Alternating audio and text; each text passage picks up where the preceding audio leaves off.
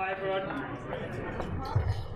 It's just after midday. We're going to get going, so I'm really pleased to introduce Ed Hollis. He's Professor of Design and Interiors at Edinburgh College of Art. Comes very highly recommended by the team here and from others.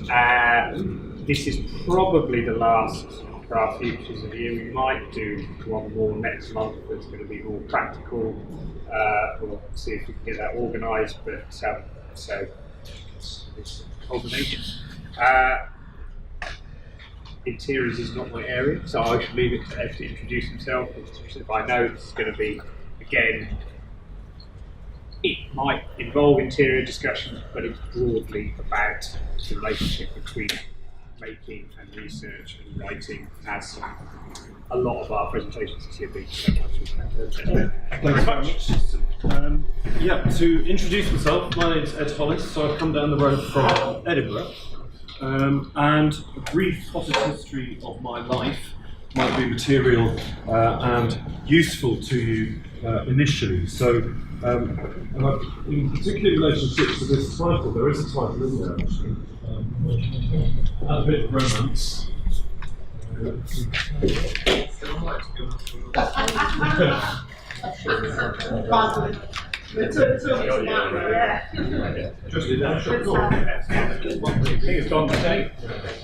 these are amazing, these lights. Lovely, lovely. Excellent. I did it better. I don't think you did, Pete. I know you've all been sitting in that. This is this classic time of year where the exams are over, the students have gone away, the free show's gone up, and you think, gosh, I'm going to have lots and lots of time to do all sorts of wonderful things. And then you've been sitting in an away day all morning, and that's probably what will happen for the next 3 months till the students come back again. And so I hope I can provide you with some diversion from that situation and a way of thinking about the title here is kind of crafting interiors with a question mark. And this is where my brief potted history of my life might be useful, in the sense that I approach a group who are dealing with craft with some trepidation, because I am terrible at making anything. If you ask me to put up a shelf, the shelf will fall off the wall.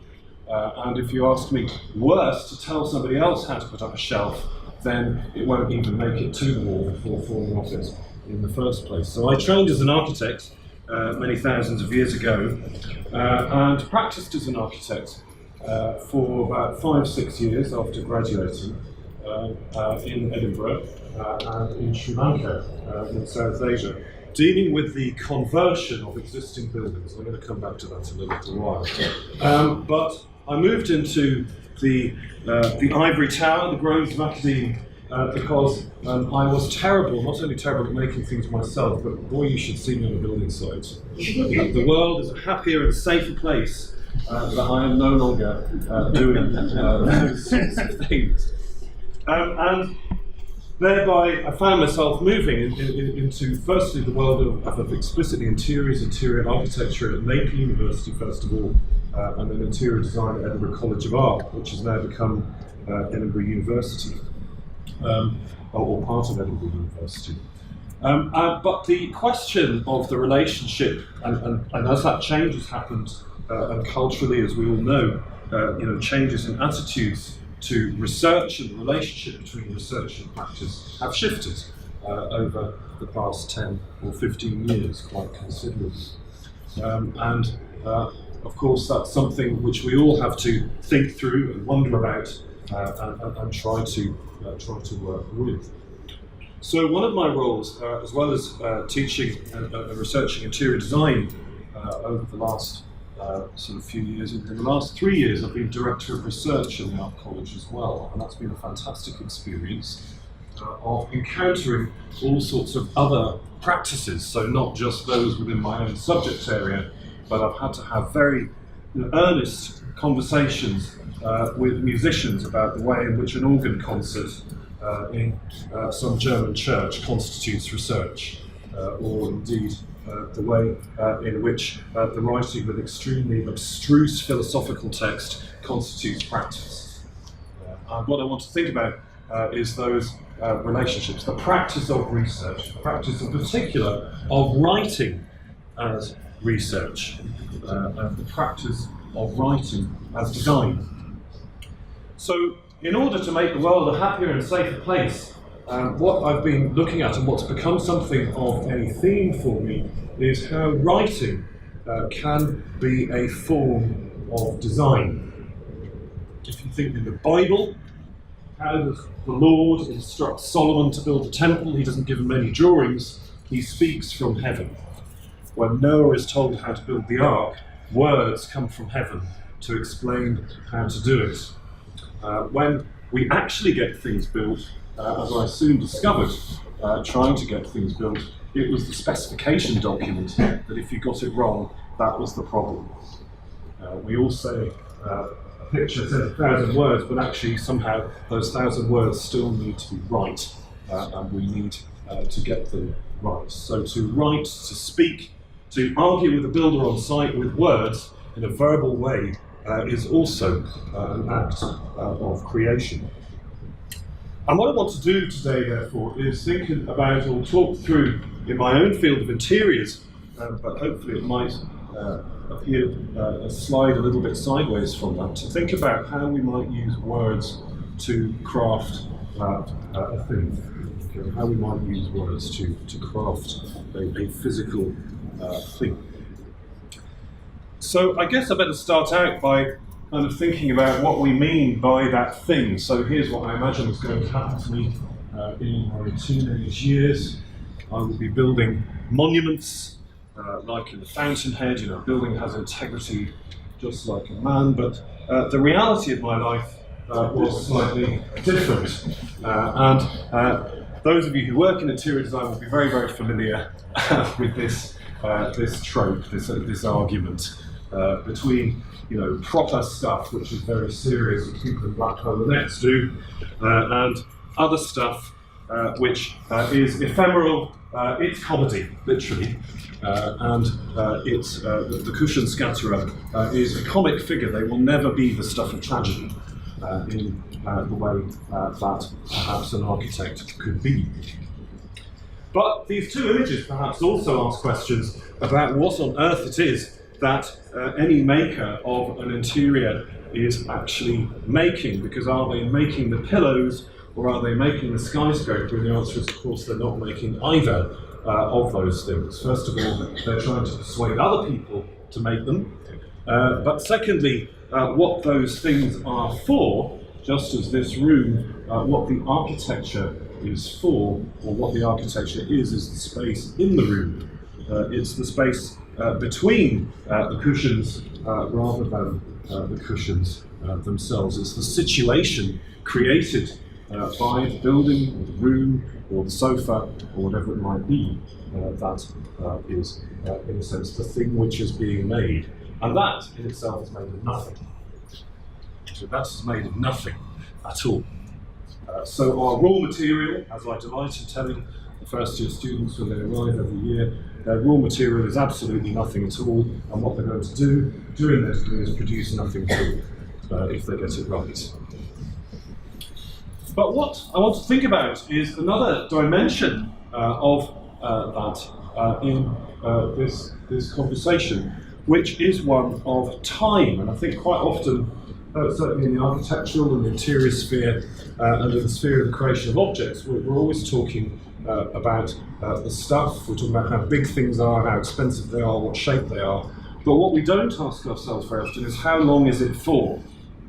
When I look at the arrangement of cushions here, or I look at the skyscraper, I know, we all know, that this is meant to be there. Whether it is or not is another question, longer than the cushions will ever be. And that perhaps the difference between interior and architecture is less one of size, material, shape, or gender. It's time, it's duration, it's a sense of what it's there to do. So what I want to do in this talk is talk through three very, very different durations of a situation. A very short duration and a very long duration and something in between. But to show how this dimension of time to get us to think through how this dimension of time is, in actual fact, perhaps the deciding factor of the difference between these disciplines. And then to imagine kind of what that does to how we might design them. So I'm going to start with a very short interior, and I'm going to read to you an excerpt from Henry James's novel, A Portrait of a Lady.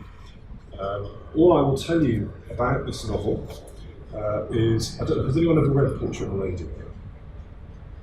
Hopefully we'll want to after this. But it's kind of, and what it describes, to give you a bit of background to the excerpt that I'm going to read to you from this novel. It's kind of written in the 1890s, late 19th century. It's about a young American girl who inherits lots of money. And what do young American girls who inherit lots of money do? They come to Europe to get civilization, because of course that's what you do. And by Europe we don't mean Newcastle or Edinburgh, of course we mean France and Italy.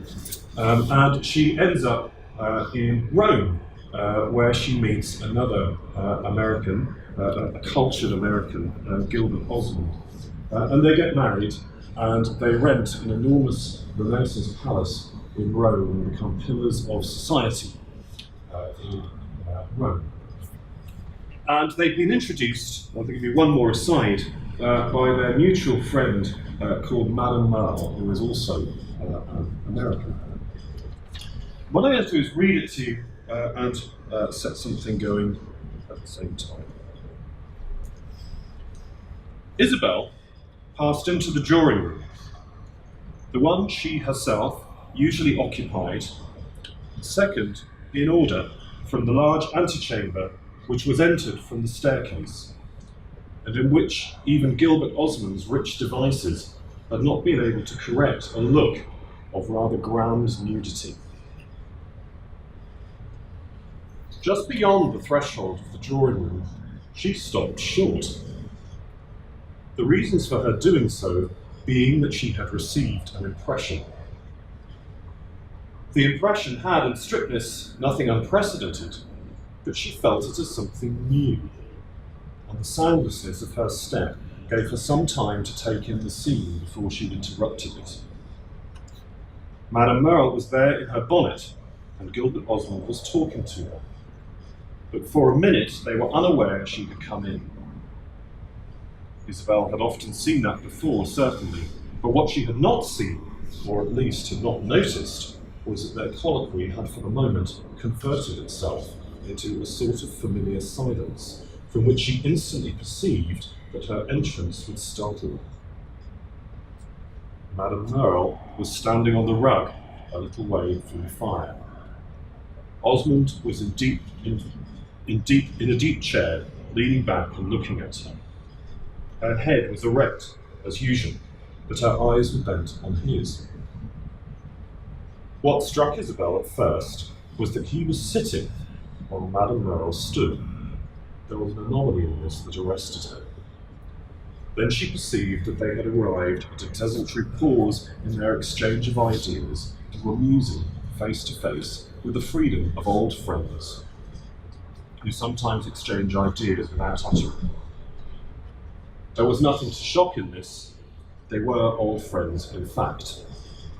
But the thing made an image, lasting only a moment, like a sudden flicker of light. Their relative positions, their absorbed mutual gaze, struck her as something detected. But it was all over by the time she had fairly seen it. Madame Merle had seen her and welcomed her without moving. Her husband, on the other hand, had instantly jumped up. He presently murmured something about wanting a walk, and after having asked their visitor to excuse him, he left the room. So, an interior. An interior on several different timescales at the same time. So, if one imagines how long that situation might have taken to take place, how many of us have walked into a room and suddenly realised actually we have been dumped, or somebody's been cheating us, Put your hands up. It is Love Island season. Okay. We may all have been in that situation, and it doesn't take that long. It certainly doesn't take as long as it did to leave it. And this is a piece of reverse timescale. Henry James is famously kind of bad at being succinct. Is one way of putting it, good at explaining everything. And there's this wonderful sense here of a moment in time, a microsecond, where your stomach just goes whoosh, and you know that something's really wrong. And it can take a microsecond, but here it is, anatomized in something that takes about a minute to read. And it's an interior that, having been so minutely described, is maybe something, I'm not going to test you all on it, but there are several different levels on which that is happening. So it is actually, as it says, their relative positions, their absorbed mutual gaze struck her as something detected. There is a room, and it's made about the relative positions of people. An interior that is made out of a particular situation. But it's set within a different sort of interior, which is an interior created by architecture. The first paragraph is about the drawing room, the one she herself usually occupied. The second in order from the large antechamber, which was entered from the staircase. So that's another interior. That's an architecture which would have been there centuries before Isabel Archer, our heroine, ever turned up in that space. And then there's the decor, in which even Gilbert Osmond's rich devices have not been able to correct a look of rather ground nudity. So they've moved into this house, they've decorated it. There's a 1-year interior, the 2-year interior, the 400-year interior, there's the 3 microsecond interior. And they're all folded inside one another at the same time. And then they're represented on the wall of Newcastle through the magic of James Turrell via PowerPoint as an attempt to kind of give a sensation of the crucial thing that all of these coincide to make in that second, which is a mood. The writer Mario Prats had a great saying about what he thought an interior was for, what it was that was being made in an interior. And it's what he gave us the German word for mood, Stimmung. And Stimmung is a kind of intriguing word because it means mood, but it actually means tuning. So a bell, stimmt in German, rings in German, that rings true. When an orchestra tune up and they go through all their different A's to reach their common A, they are tuning, they are reaching a mood. It's what Wagner uses to underline various points of music. There's always some note that appears at the beginning and it's there right to the end as it comes through. But the idea, that look of rather ground nudity, the mutually absorbed gaze, this quiet, still, and fairly horrible moment in this story is one of those particular moods that has been created, but it's momentary. So I'm not going to tell you how it ends, but I think you can guess what happens. And you'd be wrong, because that's the genius of Henry James. Do enjoy Portrait of a Lady. So interiors are things that can be created momentarily, and I think they can also be created in the imagination. They can be created by what you're feeling inside, because the point of an interior is you're inside it. It's not like an object that you're looking at. You can't look at an interior, you can only be in one. You can't look at it from the outside. Anyone, again, who's taught in interiors courses will know that trying to make a model of an interior is almost an impossibility because there is something you always end up looking at. What they need to be is hats that they kind of wear at enter. So the second thing I want to talk to you about is another portrait of a lady, and a slightly different one. So this is an account of a project that I was involved in last year. I had the good fortune to become an artist in residence somewhere in Casablanca in Morocco. through an arts organisation that I've been working with. And the arts organisation are interested in organising exchanges with artists in the north of Europe and the north of Africa, on the basis that you think you might have a hard time working in the arts in the north of Europe, but you should try out being somewhere where not only is there no funding for the arts, but half the population actually think art is a sin and want to kill you for making it. And especially if you're a woman artist, that is going to be doubly true. And then imagine you're a single woman artist in a flat in Casablanca, and life is not quite as straightforward as making pictures or whatever we might imagine an artist to be. So I turned up to be an artist in residence in this place with some trepidation, partly because I'm not an artist. So I thought, right, we all suffer from imposter syndrome, but this was real. And partly because, as I soon realised when I arrived, my architectural training, my design training, had ill prepared me for working as an artist or with an artist. So I turned up on the first day and said, okay, I'll meet you at 10 o'clock, we'll have a meeting, we'll decide what to do, we'll plan it out over the week. I could bring a Gantt chart or an Excel spreadsheet, and we'll have the drawing package sorted out by Friday and be able to implement it and fabricate by the end of the next week. And she was like, well, I think we should just see what happens. God. I've got a grant to come here, I've got to somehow justify this in some way, I'm in deep trouble. So she took me, Rita, the artist, to her studio. And I spent a week in the studio, sitting with her and talking to her, and so on. And as we did this, I was trying to kind of work out what to do. And in the process of trying to work out what to do, you do things you already know how to do. So I'm an architect, so what I did is I surveyed her studio, so I kind of measure her studio and draw it up with plans and elevations, and that kind of thing. And as I was doing this, I began to realise that architectural drawings were only going to help me in a very, very limited way. If I want to understand this artist through her studio, some plans and some sections aren't really going to get me very far. They're just going to tell me the size of the room in which she works and where some of the larger pieces of furniture are in space. And so I kind of wanted to know more, and as we spent the weeks there, then what she would do is she would talk to me about various objects in the room and tell me about various colours or locations in the spaces. And I brought to mind a project that was done by the sociologist Bourdieu 40, 50 years ago on the Berber house, the house of kind of Moroccan tribesmen in the atmosphere. What he was looking at, what he was quite interested in, was everybody lives in a one-room house if you're a Berber tribesman. But what you do in that house is you arrange it over the day by moving the furniture around, by moving people around, and so on. And after examining lots and lots of different houses, and over periods of time, Bourdieu kind of soon found that actually what was happening was there were very strong patterns. So there was one side of the house which was always related to storage and another to activity.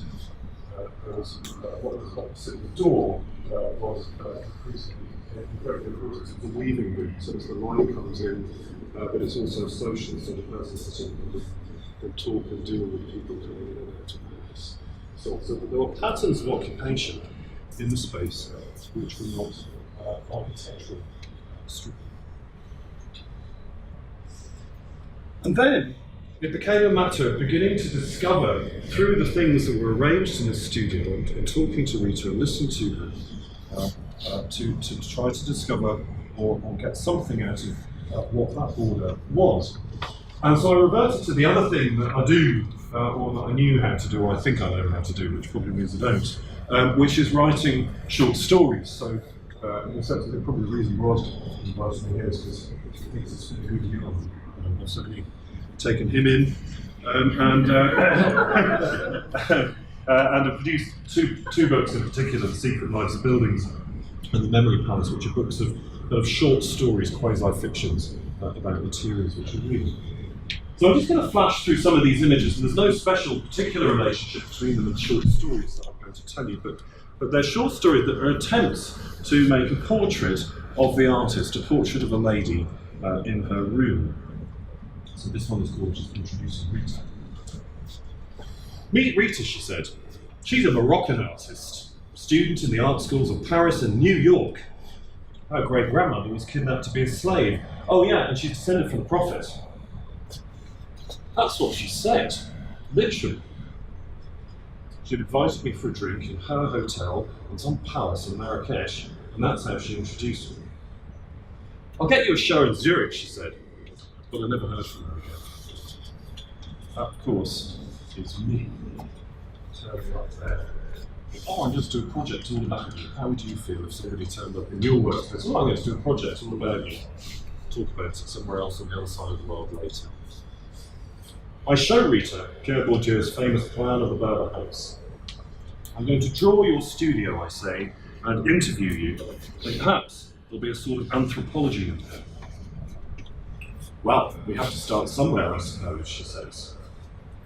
She takes a box from the arched alcove opposite her desk and opens it. Inside are 2 photographs of a real Berber house she went to visit a couple of years ago. There's only one room, she says. In the day they pack everything away, and only 2 things remain. Above the window, carved into the plaster, the name of God.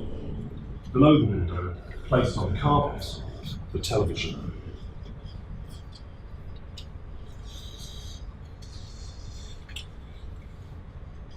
This one is called What Makes an Artist. Above the desk, by the window, pinned to the wall, along with the family photographs and the children's drawings, the degree certificate, and the exhibition poster, there are 3 lists. The first is entitled The Artists Who Inspire Me, and it begins with Picasso.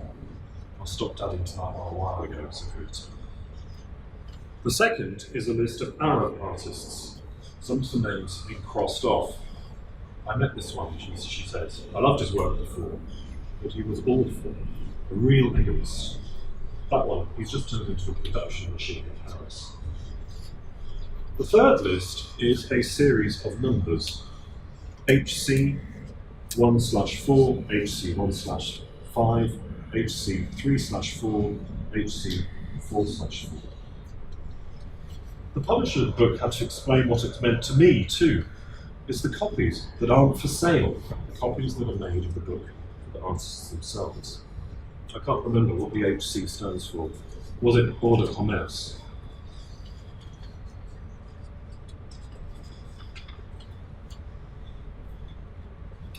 Her practice has, as you might gather from the way that this room kind of begins to fill up with stuff, is based a lot on gathering and collecting things. So in a sense, this is a studio which is not just made out of the architecture of the room, its furnishing, but also all this stuff which is collected into it. Here's a story called Universal Knowledge that is about a small part of that collection. Rita likes collecting magazines. The ones she shows me are parts of a French subscription encyclopedia. Each issue is devoted to a particular section of the alphabet. In one, an 18th century portrait of the Duc de Choiseul presides over an article on cholera. I cut pictures out of them, she says. This is why I found the mountaineers in my painting. They're funny, aren't they? Lists of lists, collections of collections. It's called Universal Knowledge, this magazine, but there's nothing universal about it. You can always tell where they're from. Just count the number of mosques in these books compared to those about articles, compared to those about cathedrals. Later, we're talking to Rita's daughter, who's studying at the lycée down the road. I ask her whose history she is studying in class. She's nonplussed. I want to know about Moroccan stuff, she says. There's all Wikipedia.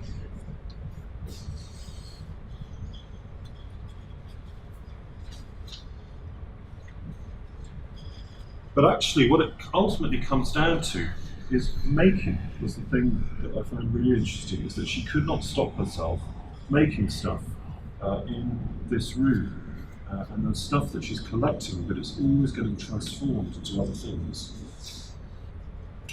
In the middle of the floor, there's a trolley spotted with paint, and on the trolley, a large bowl filled with white clay objects, more or less all the same rounded size and shape. I was pregnant, she says, so pregnant I could hardly move or pick anything up. I certainly couldn't paint anything or sculpt anything. So I sat there, rolling little balls of clay around, like a kid making cookies. That's all they are. I had to do something. Rita's boy is now 12 years old, but the objects are still in the room. And finally, a story about this cupboard. Rita bends down to hunt among the cardboard boxes that are stacked on the bottom shelf of the alcove. In one of them, wrapped like the dead leaves and the seed pods, there is a garment folded within a garment, folded within a garment. It belonged to my great-grandmother, she says. It's her caftan. There are 3 layers, each of a fine, thin textile, one white, one floral, and one an electric acid yellow. She used to wear them around the house, but actually this sort of clothing was usually for more formal occasions. The caftans were so long that nobody could actually walk in them without picking them up, and the sleeves so full that women used to have to wear a gigantic elastic band to hold them back. It's the only way they could actually pick up anything to eat. A miniature prison? Yes, she was that great one, the slave. She lived to 105. She would always take me aside and ask me, so is he treating you properly? No, I've never worn them, not these ones. Rita folds the caftans back inside one another. She will use them for a piece one day, but not yet. So the idea of this ultimate drawing and these stories, and I've been kind of experimenting with how you kind of perform it. So this is kind of printed more or less at this scale, like one of those mad road maps. Those of you who are old enough to remember unfolding a road map in the car, trying to read it, then trying to fold it back up again. I quite enjoy the maps. Which is a book of the stories and a portrait of a person, because over this slightly longer duration, rather than the 2 seconds of the portrait of the lady, we begin to get a portrait of a person, of their practices, of the things that they do. And as we can see, it begins to set real problematics for making and drawing. How could I make such a thing? Could I make such a thing? If an interior is the portrait of the person who lives in it, then I can't design it for them. In a sense, it's something that they need to intervene in and design for me. I'm going to end up with a kind of much longer story, and it's a project which I've been involved in for about 7 or 8 years now, this story, but it's much older and longer than that. And it's a story that begins, as all stories must, with once upon a time, and with a castle in a dark forest. This is the castle of Kilmahue, 40 miles to the west of Glasgow, overlooking the River Clyde. It's built on the site of something much older than that. There was the cell of a monk here, who was one of the missionaries from St Patrick, coming over from Ireland to convert Britain to Christianity in the Dark Ages before the first millennium. And this castle was owned by a profligate family who spent all their money, and of course they had to sell their castle, as all families do, and it was bought by some nouveau riche industrialists who built a much better castle down the way, and what they did was they ruined the old castle so that when they looked out of the windows of this one, they had something picturesque to look at the bottom of the garden. But even the nouveau riche can lose all their money as well, and by the Second World War, the Barons family who built this mansion had to sell it. But they sold it to the one institution, the one family that can never ever go bust. Yes, it's the Roman Catholic Church. There's one business that really keeps going as a sustainable model. It's going to be that one, because It's been around, it's got through God knows how many empires so far, including our own, and it will keep on going. And so they sold this building to the Roman Catholic Church after the Second World War. The house was used for a while as a seminary, a place for training priests. Now, after the Second World War, particularly around Glasgow, there was a great resurgence of Roman Catholic life culture, liberation of Roman Catholic life and culture. And the church was very forward-looking, and they commissioned some of the most fashionable architects of the 60s, Gillespie, Kidd and Collier, in Glasgow, to design a much larger seminary building around this original house. And that here we can see a kind of image of just how stark the contrast was. The lump of roofless concrete over here, and the 19th century motion here. And this monastery, or this seminary by a castle, became a kind of famed beauty.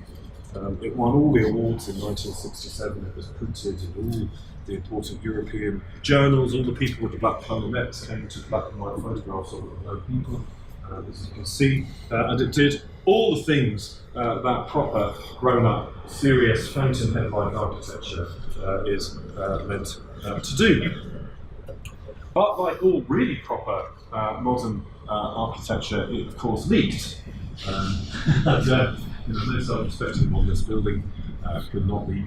But also, there was another problem at hand. So by the time this building was finished in 1967, the building that was designed for 200 trainee priests could only drum up 25. The next year was going to be 1968. Sort of Woodstock and beaches underneath the pavement and everything else, and people are unlikely to want to be Roman Catholic priests in that particular period of time. And so this building was working on 25% capacity for many, many years. And by the middle of the 1980s, the Catholic Church decided to move the priests out to train them elsewhere. And they couldn't quite make up their mind what to do with the building at that time. So there was a fence around it, they built a fence around it, and they put a night watchman there, and they put up a sign saying "Don't come in." And they thought, well, we'll get round to making up our mind. And if you are an institution like the Roman Catholic Church, then making up your mind quickly, if you're a 2,000-year-old institution, might be a relative term. So they still haven't made up their mind what to do with this building since the middle of the 1980s. And if you go there today, it is one of the strangest and most curious places, because they might have put a fence around there, they might have said all sorts of things about how you're not allowed to go in. But that kind of sign is a red rag to a bull, or especially to every teenager in the west of Scotland. Certainly, ever since I was an architectural student, visiting this place was legendary. And you go to your tutors and you say, "Am I allowed to visit this place?" And they go, "No, but if you go there and turn left at this door, there's a whole fence just down there." And it's been full of people ever since. In fact, many more people go and visit this building now than they ever did when it was a seminary. And what they do when they get there is they hold satanic masses and they film porn movies and they have rave nights, and it's one of the most extraordinary graffiti galleries that you could ever find. And in fact, it revels in every vice and sin that it was designed to create. And so it's become a famous sleeping beauty. And curiously, people come from Australia and Switzerland to come and see this thing. People travel around the world to come and see this building. And they all ring up first and all go, "Are we allowed to visit it?" And we all think, "No, you're not allowed to visit it, but here's how to do it." There's a roaring drugs market on some nights, there's a fantastic party place and whatever. It's one of those marvellous situations. So, how might this relate? We might have noticed that I kind of used some well-worn tropes just there. You know, every story has to begin with once upon a time. We've got to have castles and forests and glades and sleeping beauties and famous princesses and all that kind of stuff.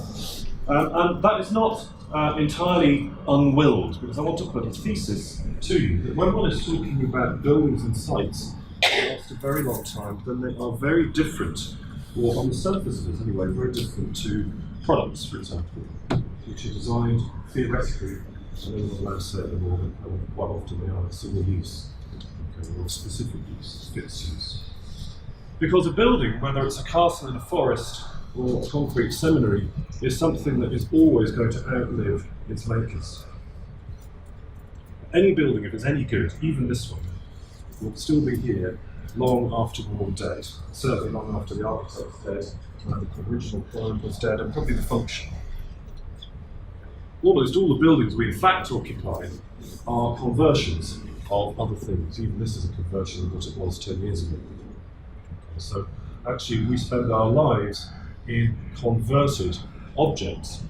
And my interest in writing, or trying to write this into existence, or write about this, was how do we talk about that? If I was going to tell a history of architecture based on the reality that buildings change rather than the fantasy that they do what their designers meant them to do, then how would I actually make sense of it? And secondly, what role does interiors do in that? Because unless we could change the interiors of buildings, of course, we wouldn't be able to reuse them. And it struck me that this kind of thing, curious as it may seem, was actually quite a useful model. We all know what this story is, okay? And we all know that that's the same story. But in both of them, this means something quite different. Sometimes at this stage, I Google Little Red Riding Hood to see what we come up with in terms of images. But you have to be very sure that the parental guidance is on when you do this as an exercise. But the point being that the meaning of the story, the fact that we know what this story is because it has survived. And it's survived not by being put in a museum, not by being preserved, not by being conserved, not by being beautifully authored by a genius author at any time, but actually because it's been told to us by our mums, we've seen it referred to in advertisements, and so on. It's rather like a really great meme in the sort of the world can actually do the same thing. How do things virus-like get repeated? And a really great building can do this. Like a folktale, it can ensure in its design that it's getting retold, that it's getting relived. The price is it's going to change.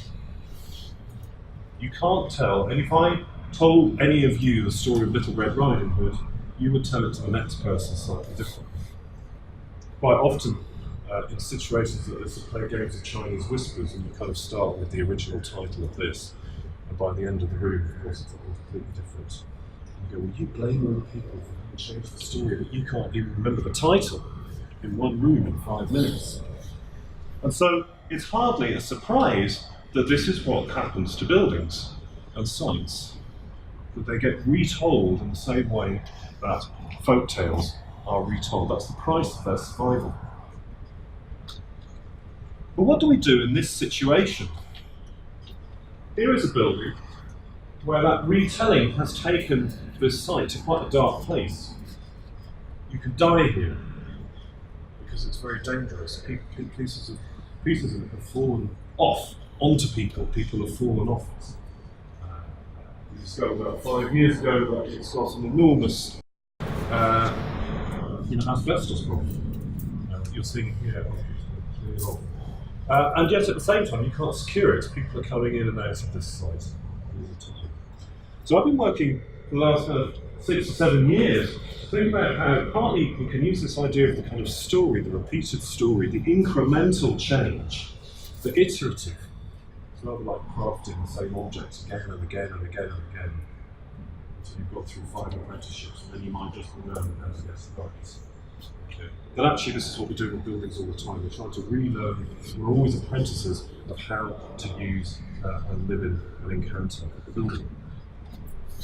And the strategy, I've been working with an arts organisation called NVA on this, because it's become an enormous problem, because with every year as more and more bits drop off the building, obviously on the one hand it becomes more dangerous, on the other it becomes more and more expensive to restore or repair it. Okay, because every year you can add another £100,000 to the cost of actually dealing with this building. Which means that the schemes for it become more and more absurd and fantastical.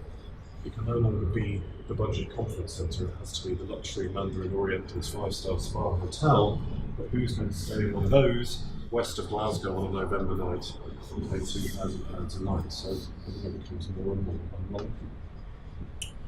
So what we did with NVA was try to work on the premise that, in a sense, a more kind of craft premise, which is that we've just got to do what we can with what we have. And instead of trying to imagine and design some paradigmatic or utopian future for this place, why don't we just turn up and have lunch and invite people to have lunch there? A very short-term intervention in the space. But to do this in such a way that you actually then go and fill out all the health and safety and risk forms so that actually it's kind of legal to have lunch. I remember the first time going here where 40 people, 50 people walked into that building legally for the first time in 40 years. A very, very curious moment. And you can see, which I wish I could have done now, just photograph their faces as they came upstairs. Oh my God, what is this? Right, what on earth you're expecting us to eat there? But then it might be going, okay, so you want to eat lunch there, do you? Well, then we're going to grow some stuff, so let's start digging up parts of the landscape around it to grow food on the site, so that occupation might be more than a single event, but have to be a repeated event. Gardening with its nature is something which is repetitive and requires an investment, which means keeping on the site longer, or regularly, or permanently, which means that actually some of the more unsavoury activities become more difficult to deal with. It might be about restructuring time in a slightly different way as well. So another public workshop we held was to do kind of historicising this building. So this building is being built, in 1965, 1966, 1967, but it's now been through an entire decline and fall of the Roman Empire in the last 30 years. And so what we almost, as you can see, part of addressing that, there's a whole kind of archaeological kind of dig on the site where we bring fragments of the building, paint pots, the remnants of a drum kit we found that was kind of sitting there and supposed to be used for some rock video and so on, and bring these and put them in a museum to kind of think, okay, this place is actually a monument. We're very happy with the idea of a castle as being a monument. Why shouldn't an abandoned concrete 1960s building be a monument? And then it was about thinking about what we might do. So this was a workshop around where we went down to Toys R Us and got a load of plastic furniture for kids and put it in the site and got a group of people, some local, some from outside of it. So where would you be happy for a child to sit in this room? Now, you're not allowed to clear anything up, you're not allowed to tidy anything up. You have to mark out the areas you find was safe. Oh, whoops, there's a load of asbestos that's fallen on the floor. Oh no, there's a great big hole in the floor or whatever. And of course what we found is our area of safety got smaller and smaller and smaller. So we found one little area where we put the chair against the wall, and we know it's safe here, there's nothing falling down, no holes in the floor, there's no broken glass. A child could happily sit here, and then we turned around and photographed it and realised that painted on the wall behind it, it said, "Phil eats cock."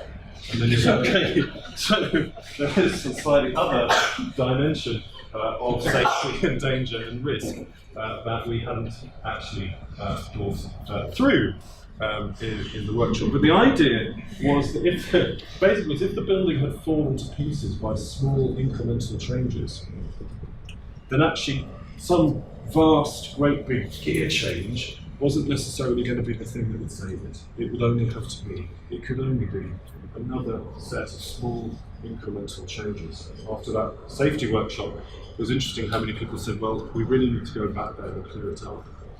And we should turn on the brushes and the local people, and we should try and start clearing this space. So it's small moves. It's trying to avoid the fountainhead and actually be a bit more like Doris Day. Let's do some rearranging. Let's kind of actually do some small scale, temporary, ephemeral interventions, because that is what we can actually do to turn things around. So I wanted to finish with just showing you some clips from a video of the kind of culminating event that NBA, the arts organisation, did there in 2016. So for the launch of the Scottish Year of Architecture, they cleared out the space, and they did what actually they normally do. They're kind of producers of nighttime events. They walk people up mountains in Scotland in the middle of night. So they're quite used to places that are very, very dangerous, and walking people around them in the darkness. And they organise, as you'll see, a kind of, not exactly a performance, but a kind of reading of this building. And it's a reading that lasted for a week. And each walk round was 40 minutes. And then you came out of there. And since that time, this building has been in a kind of curious limbo. But the idea is that this was one of those temporary moves. Interestingly, what's just happened is NBA, the company who did it, swallowed up by this building. And now there's conversations about returning it to, or not returning it, turning it to the property of the state. You might have a quite different sense of time and responsibility for doing it. But what I wanted to end up with this is, I suppose this is a long story. And we started out with 1 second, we thought about somebody's life.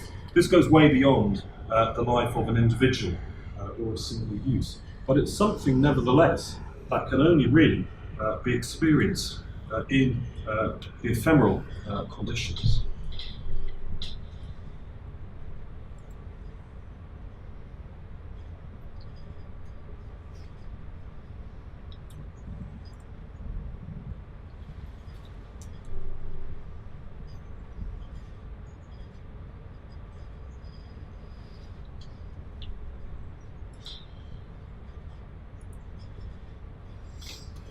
Somewhere.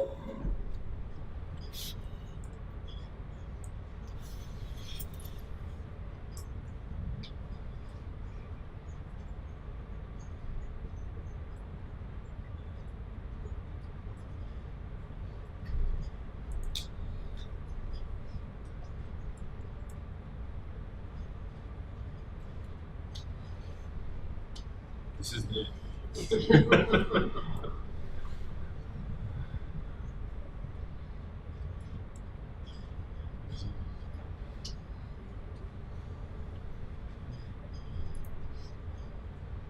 Let's get the window back again. Escape. Escape.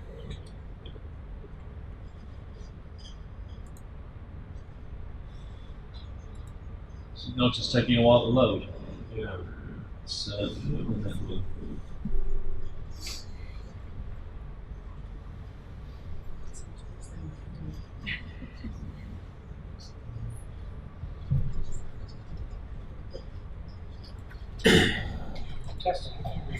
Yeah, it seems to be right, doesn't it?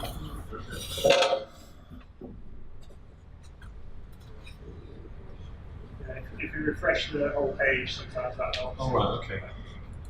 This happens quite a lot. Never ever turn up to do a talk in a video. That's the lesson.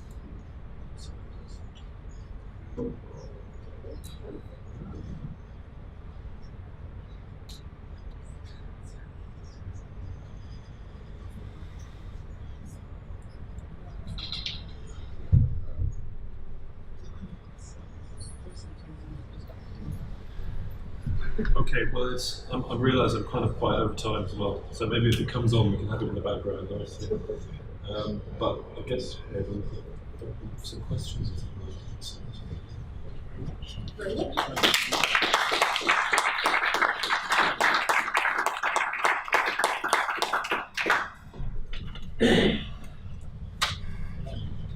turn the lights down for the questions. Any questions?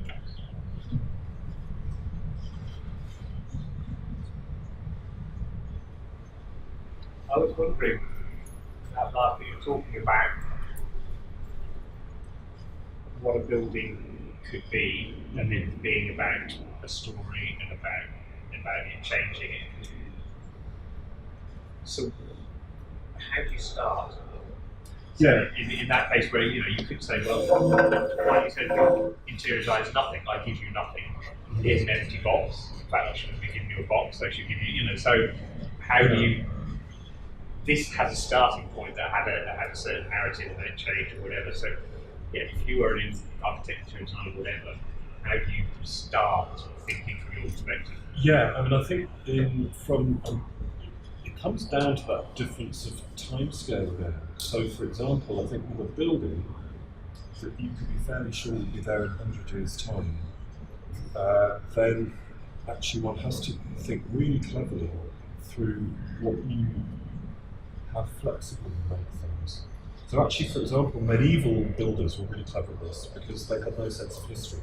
They just thought the world was always going to be the same or just carry on. They had no idea what had happened in the past and what's going to happen in the future. And they also used the interiors of their buildings for everything at the same time. So you would sleep, have a banquet, conduct a law court and do some jousting in the same room.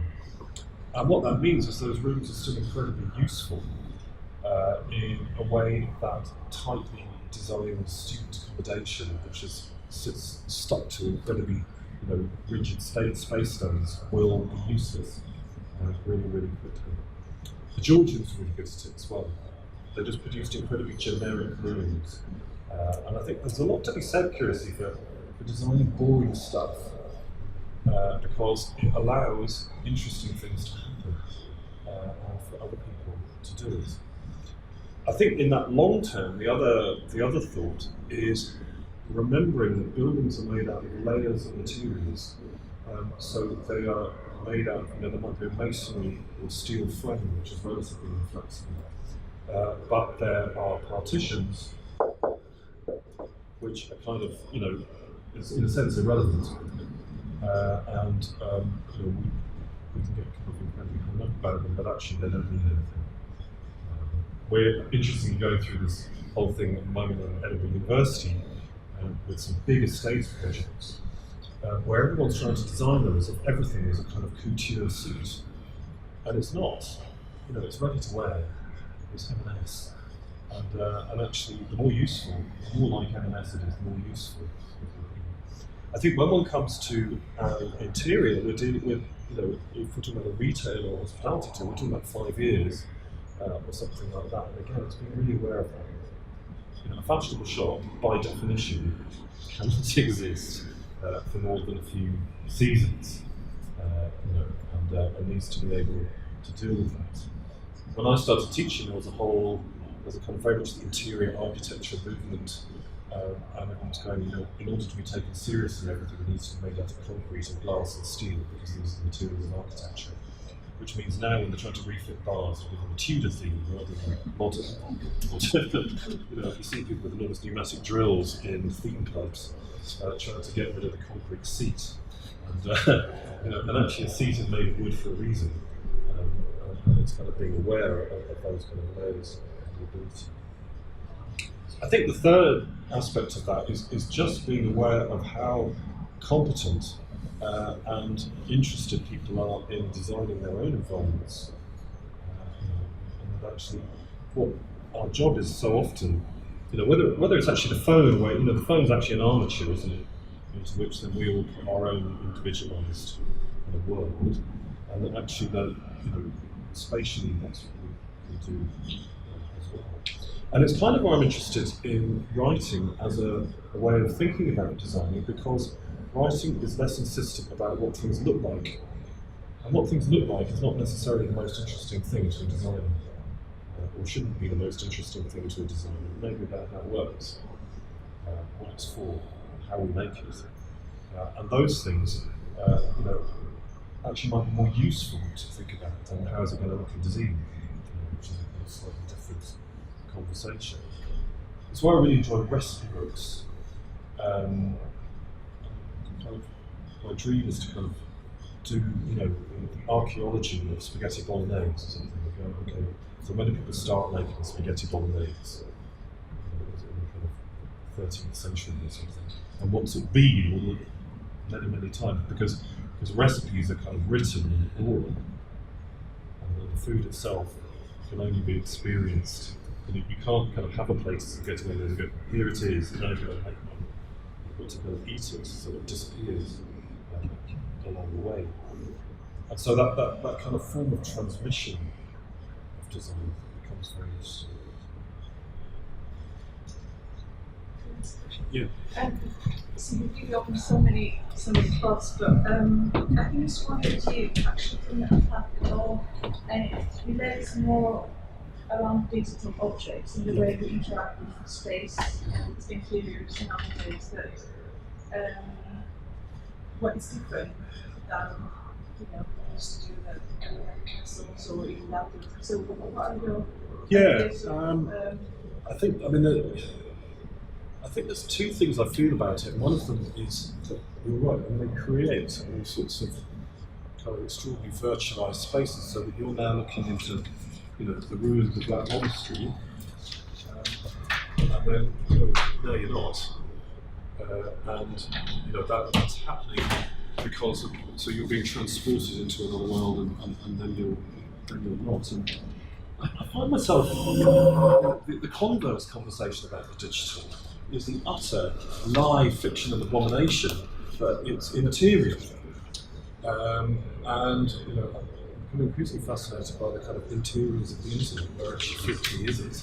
And of course the answer is in acres and acres and acres of warehouses in Kansas and Missouri, churning hot air and defended by barbed wire fences and moats and tank traps. And the kind of, and every room is kind of also the walls. The reason these walls are hollow, is in order to be able to accommodate this vast infrastructure that's around us, which is becoming incomprehensible. So I find myself coming at the digital from two ends, and it's that the virtualization one I kind of get. I'm a bit numpty on that. I think the physicalization one I find really fascinating. Just how ugly are computers when they're off. But actually what's most interesting about this is this black bit is against this piece of white plastic. And we so often blind ourselves, we assume that all that stuff is invisible, but there's nothing invisible about it at all. And so I think the digital has an incredibly physical presence in our lives. I think it also has a fascinating presence in our behaviours, doesn't it? So there's the kind of Hertzian idea, you see people clustered at random in groups around a city, and it's because there's kind of Wi-Fi spots or whatever. I had a great argument a couple of years ago at the height of Pokemon Go with a friend of mine who was a kind of recovered born-again Christian who was going, all this religion is ridiculous. All these people running around in pursuit of things they can't see. I thought, well, here we've got the new Middle Ages, but we're chasing around kind of various Japanese digital creatures that don't exist, and it's a kind of similar thing. I think there are more continuities between the world of the digital and what was there before than we care to imagine. Actually, I come from a fax range and a photocopy range, which is kind of very much the same as that particular instruction. And also the fact that the internet doesn't work. I think and it's not universal. It's you go to a developing country, you try and sit down and download something, and just as it's about to download, there's a power cut, and you go and find in a Costa Coffee in the city somewhere to put your gorgeous MacBook Air, and then you realise it's running out of battery, so you plug it in, but then you need the lure, so you get up, and then you have to take it all away. Then actually our interactions with it are much more problematic, or probably as problematic as people who work in that area know. But I think what's sold to us is a kind of transcendent image which is frictionless and perfect. And of course it's not. It's filled with as many strange mannerisms irritation of the Victorian house. There's a sort of argument around that idea that it's a slightly crafty approach has to be taken. We recognise that it isn't that seamless, uniform material like the aspirations of some industrial design. It's got knots, it's got problems, and you have to deal with the inconsistencies. And rather than that kind of aspiration that it will be seamless, to recognise that it's not that, and it's a material that has to be negotiated with in order to get where you get. We don't experience too much. We're experiencing it now. We 10 times worse. We were stuck halfway to Hollis or nothing at all. So there's a sort of frame of mind of that. You talked about that sort of two-handedness about the way in which you engage with those buildings. And well, have we got enough food here? I think rather than thinking that we're heading to the proposition for a five-star restaurant, we can actually have a barbecue. There was a wonderful, is it the Institute for the Near Future in Geneva, and they did a lovely study of the kind of physical ways people do with the internet. So people try to send text messages, and the way that they'll hold the phone out of the window or wave it. These kind of attempts to do something Aristotelian or Euclidean with something that just doesn't behave that way. My question was also going up to smart homes and new interiors and homes, futuristic, I guess, idea of experience space, which it seems that there's no current in education. It's just more futuristic. Yeah, I mean, it's a very good. It's becoming real, though. Yeah, I think that's interesting, and I guess one of the issues is how do we represent it? So coming back to what I was trying to say about the artist studio, and again, a snap default is kind of architectural drawing, which would be useless to explain and depict that sort of space. And I think you're right. It's a huge opportunity to think through kind of the relationship of the way that a home is a source of or broadcaster of data and kind of receptacle.